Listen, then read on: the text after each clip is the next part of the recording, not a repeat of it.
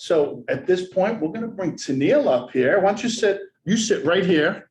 And I'm gonna go over here. Yeah. I'm a great photographer. Although I know a great photographer sitting right here.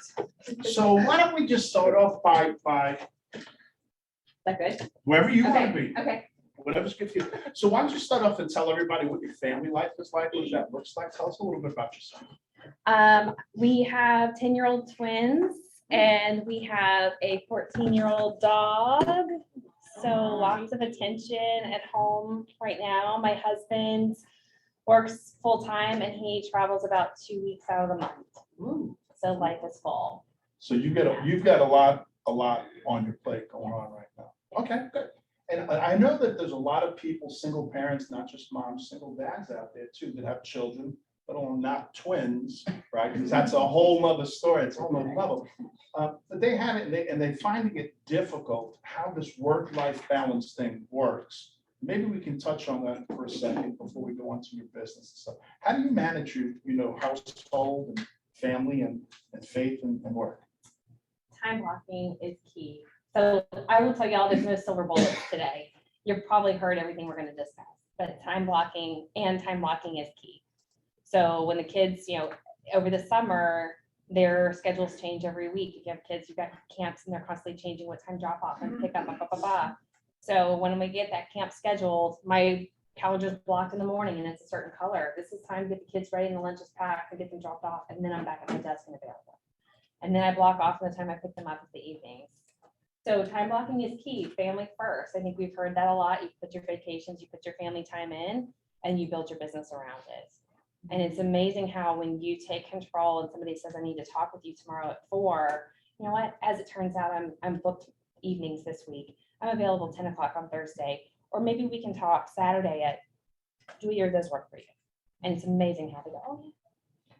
So you basically, if I'm hearing you correctly, you keep to your schedule pretty much, right? And then you're asking people, you're saying yes and, because you want to help those people out and they're accommodating their schedule to work around yours. Yes.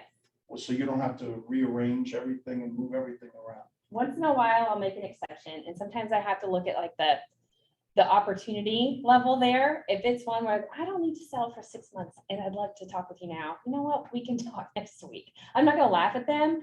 I'm not going to pay a babysitter and order the pizza to go to that conversation this week. We'll get it on the calendar for next week. If they call and say, we just got our relocation order and we really need to be on the market Monday and my husband's traveling this week, here are times that work for me. And if it doesn't work for them, I'm going to call a sitter in. Make your decisions. That's how I make my Beautiful. decisions. Yeah. So tell everybody a little bit about your business. How long you're in real estate and what did you do in business and last year and the year before?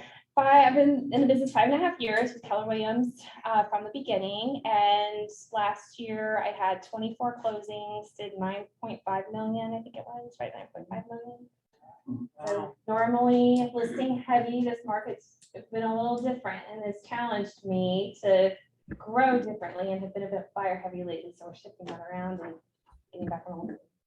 So today it sounds like you're being purposeful in the conversation because you're, number one, identified where you want your business to be. You want to be on the listing side. And even though your business is big, you're experiencing and growing a great business, it's not exactly where you want it to be. There's room for improvement. Absolutely. Yeah. So tell me a little bit about, you told me, we spoke earlier today, this morning on the phone, and you told me that you made an important hire back in November. Yes. And what was that about? So I hired, after dragging my feet for way too long, somebody in this room needs to hear that. I don't know who it is. I dragged my feet for years on hiring an assistant and finally did it this year in February. What was the hire in November? Oh, the hire in November was me realizing if I kept doing what I was doing, I was never going to hire the assistant. So I hired the coach and said, I need an assistant. I need a plan. I really think you're the one to get me there. And sure enough, that was the right first hire for me to get the coach. Her first hire was a coach who then walked her through the steps, systems, mindset of hiring your next hire, which came in February, which was the admin. Yes. Okay, so that's 2 hires. And walk everybody through. Were you nervous? Was it scary to make the first hire?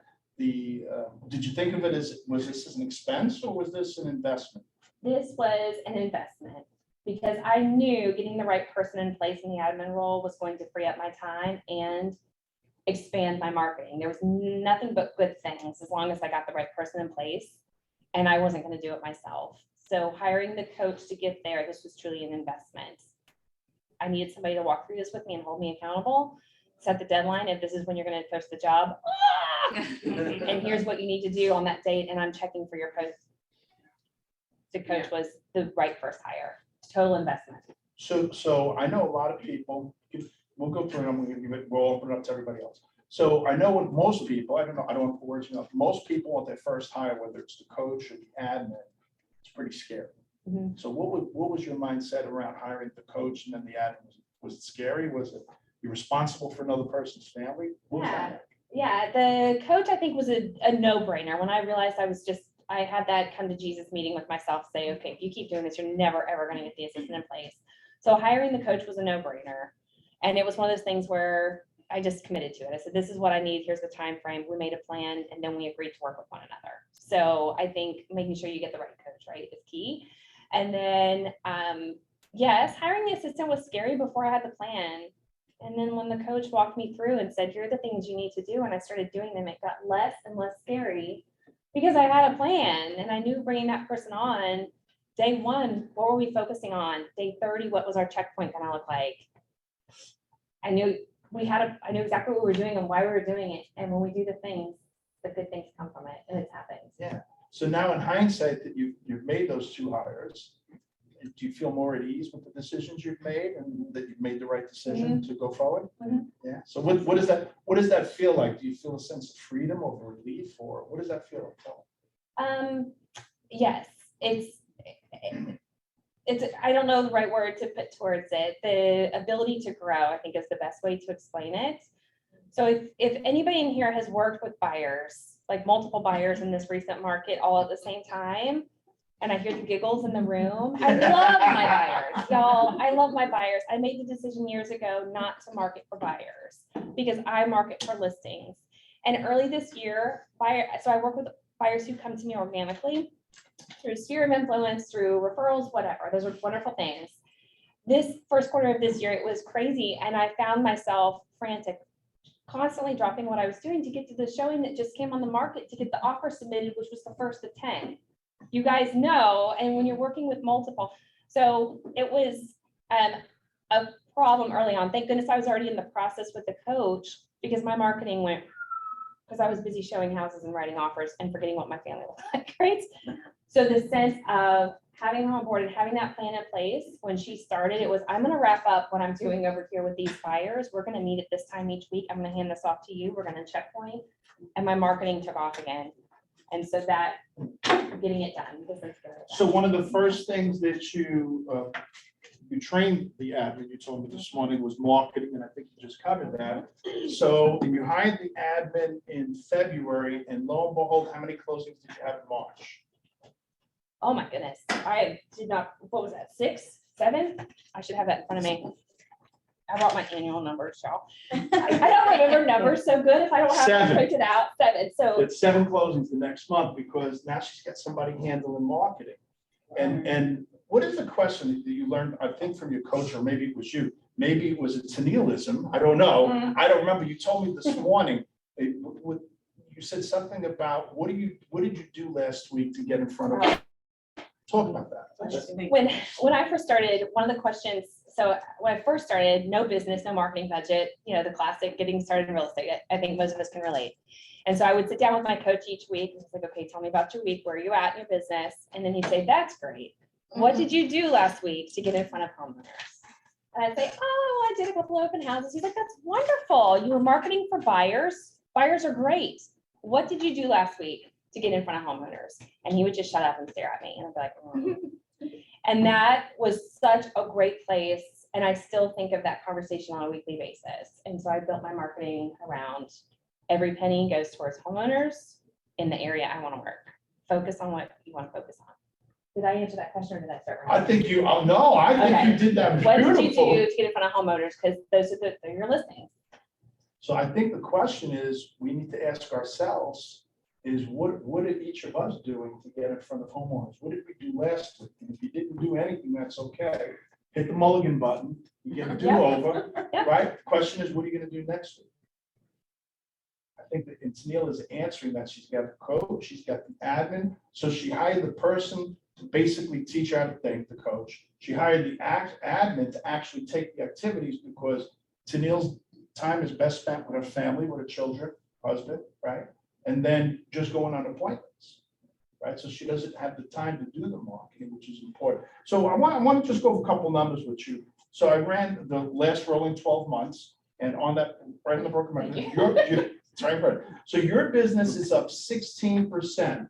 That means from May of 2021 to April of 2022, as opposed to the previous 12 months before that. Now, I find that remarkable. Here's why.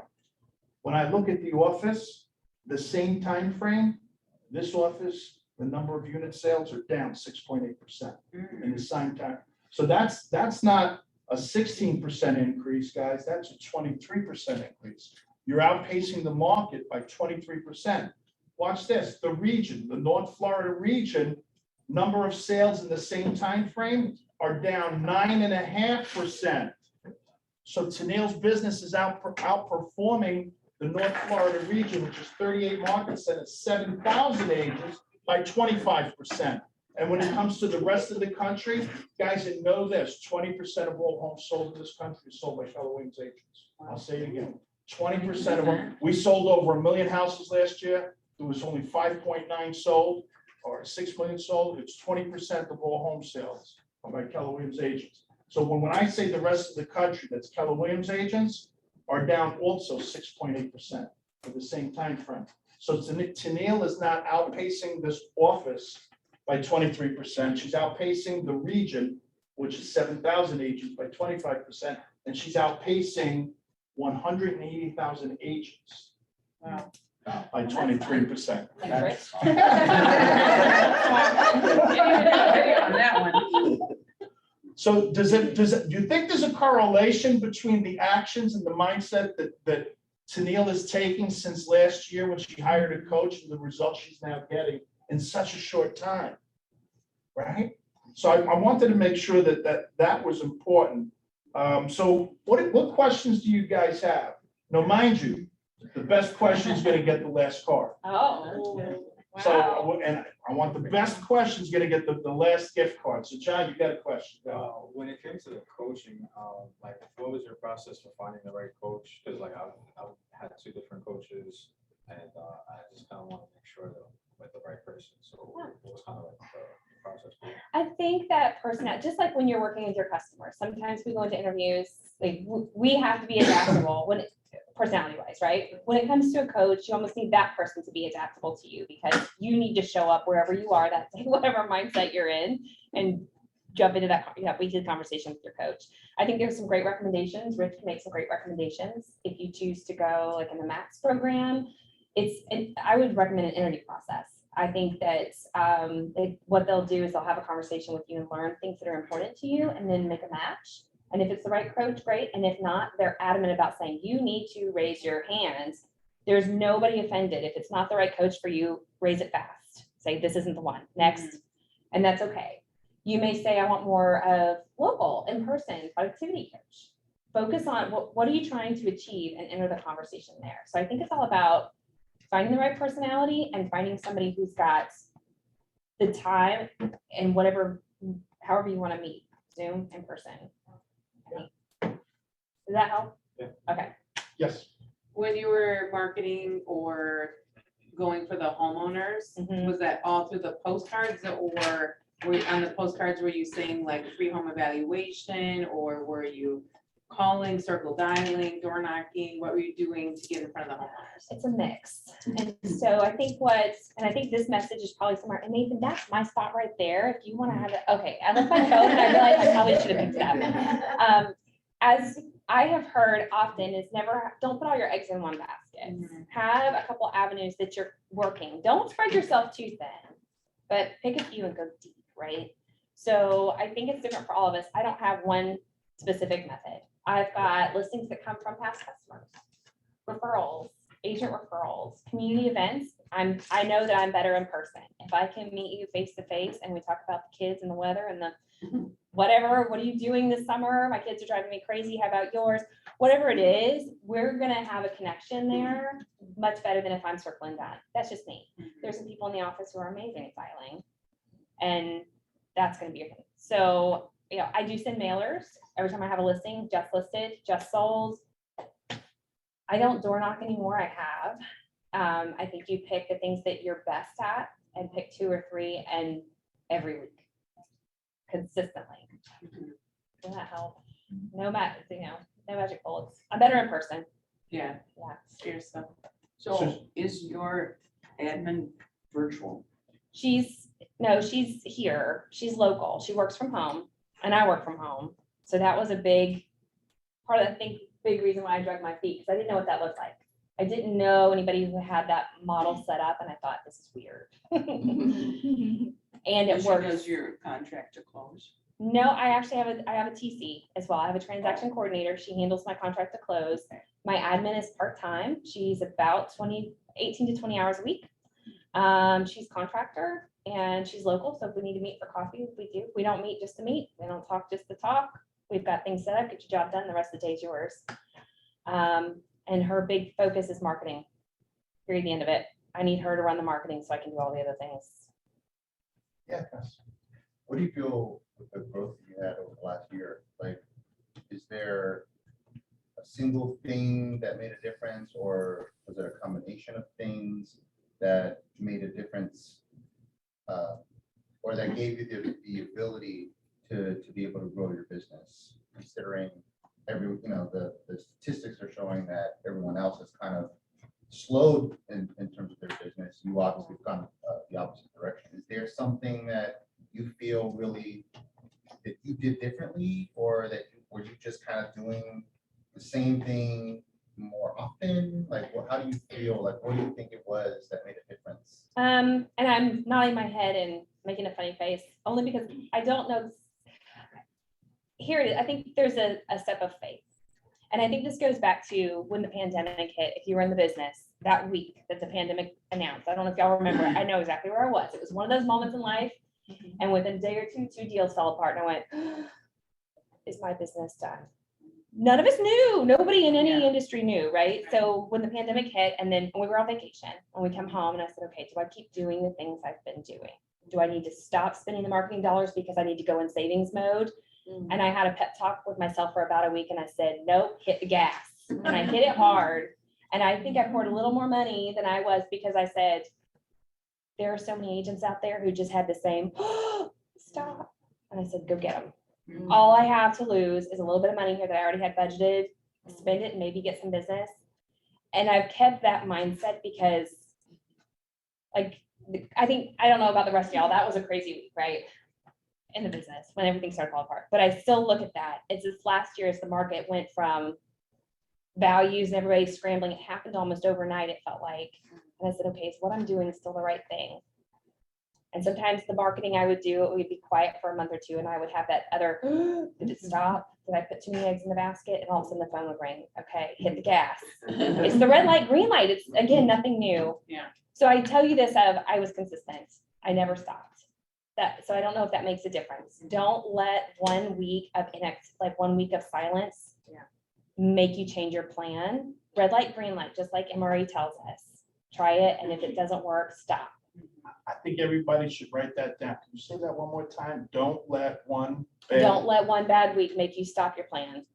There are avenues of my marketing where it may go a couple months and my phone does not ring from it. And I know exactly how much it costs every single month. And it's hard to watch it and go,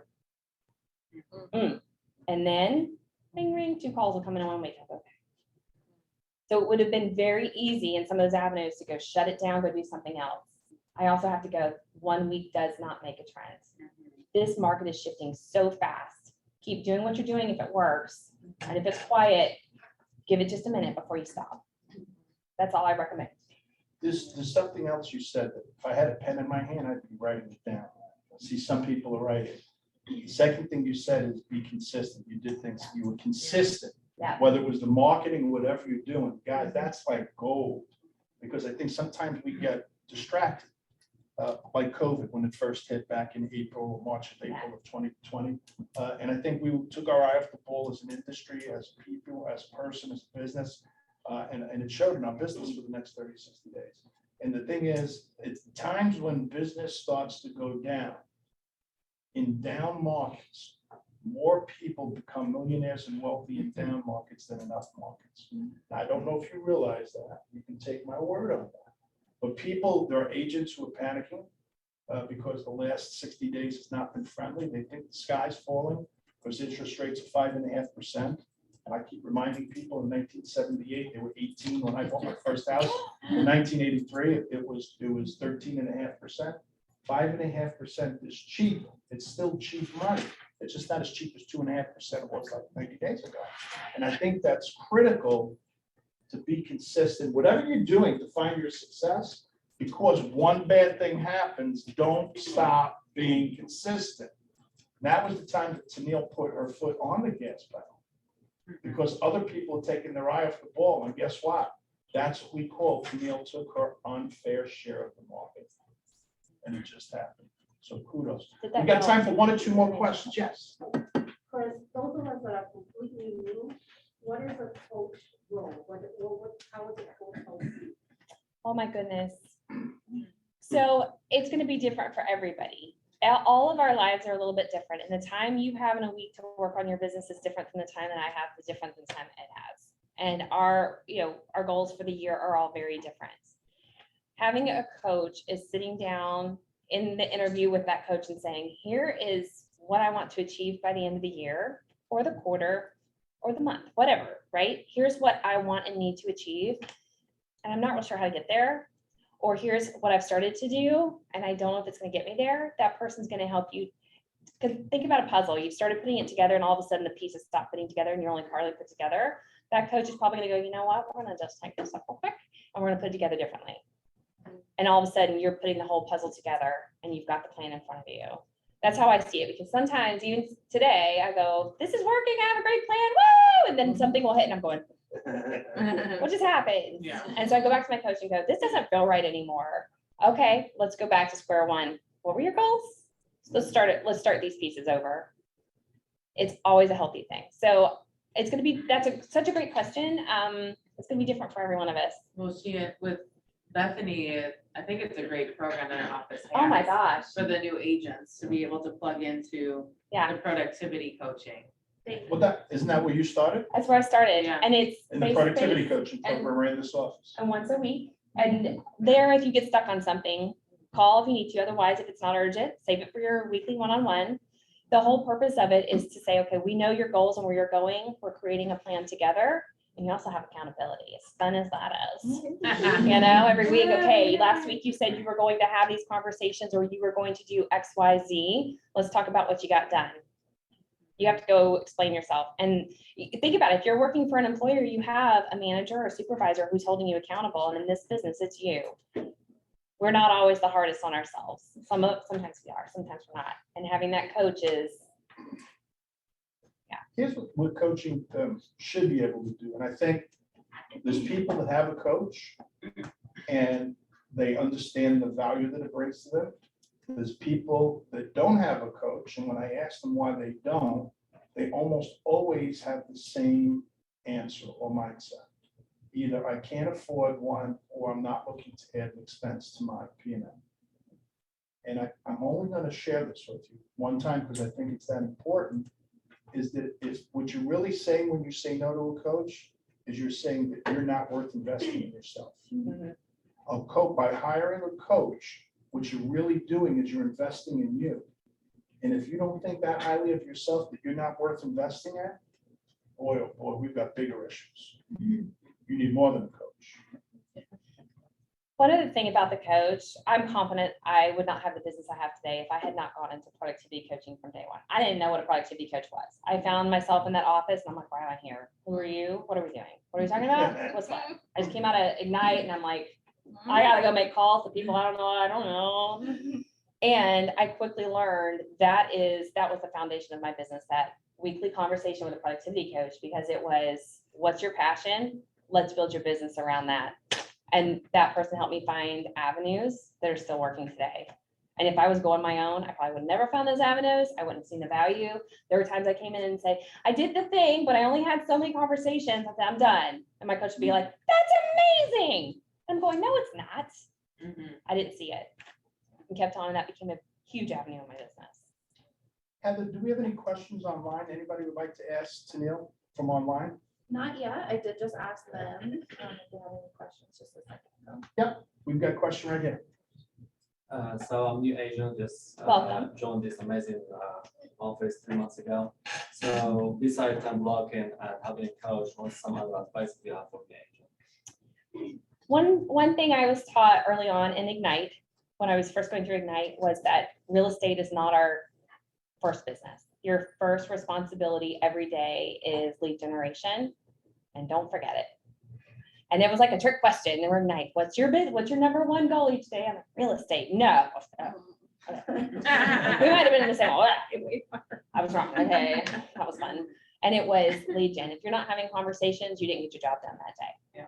And I say it with love. I still have this conversation with myself on a regular basis.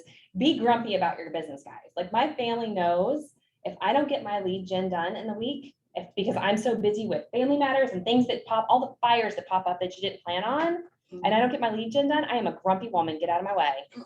Because I can see the red light. If I didn't get my lead gen done this week and I let that bleed into 2 to 3 weeks, there's a month where I'm not getting paid. Family, all of it. So I let your family, your friends, whomever's in your life, let them be a part of it. They don't have to like hold you accountable to your numbers. Protect your time like a hawk. If that's lead gen time, you better lead gen. Just get it done. Thank you. We've got time for one more question, guys. Who's gonna ask the last question? Yeah. I want to know what your twins are. What the girls? Identical Two girls? girls. Identical girls, yeah. Do they look like mom or dad? I don't see it. People tell us both. We hear both. His parents say him and your parents Yeah, say, yeah. that's usually for grandparents what they say. Yeah. So guys, I'm gonna say, who do you think asked the best question is gonna get the last gift card? This is your vote. Who asked the best question? Don't vote for yourself, please. I think the young lady, she didn't know what a coach was. The coaching was Right, big. which portion of the coach you go after? I'll second I that. concur. So guys, with that being said, let's give Tennille a big round of applause. Thank you. Thank you so much.